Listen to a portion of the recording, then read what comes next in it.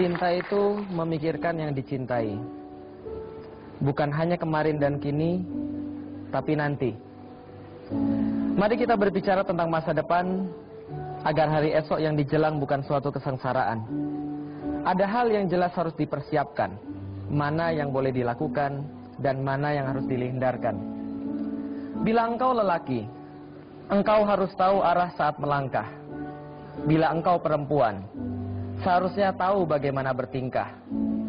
Kita bicara masa depan karena ia tidak semudah yang diperkirakan pemuda-pemuda yang lalai. Juga tidak sesulit yang diceritakan perempuan-perempuan yang bercerai.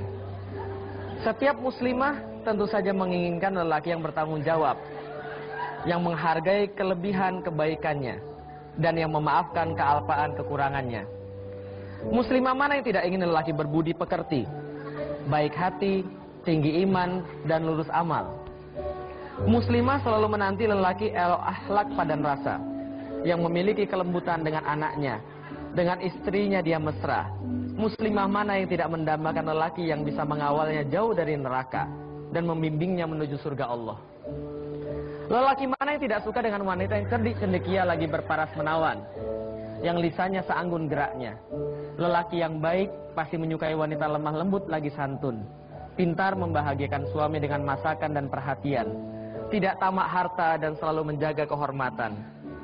Lelaki mana yang tidak memimpikan wanita yang mendukungnya dalam kebaikan dan mengeluarkan kebaikannya, dirindukan bila ditinggal, dan menyenangkan bila berjumpa.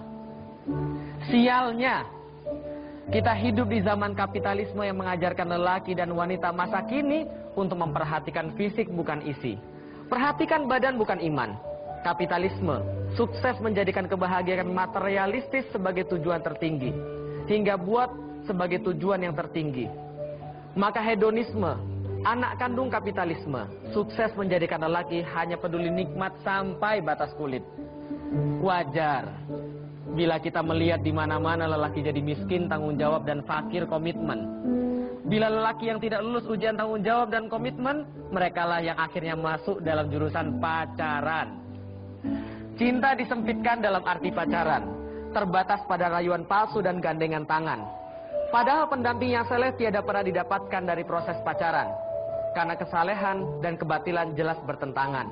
Hak dan batil tidak akan pernah bertemu, bagaikan fata morgana yang janjikan kemuliaan semu. Bagaimana bisa lelaki yang sudah memahami pacaran itu perbuatan yang dilarang oleh Allah, memaksa dengan berbagai alasan agar engkau berbagi dosa dengan dia, melawan Allah? Lalu yang seperti ini bisa jadi panduan setelah menikah. Sebelum halal saja dia sudah berani katakan sayang kepadamu. Jangan heran bila setelah dia menikah, dia berani katakan itu pada wanita-wanita yang lain. Toh sama-sama bermaksiat pada Allah. Jika sebelum akad saja ia sudah berani melabuhkan tangannya pada tubuhmu, jangan heran bila setelah menikah ia mampu lakukan itu pada wanita-wanita yang lain.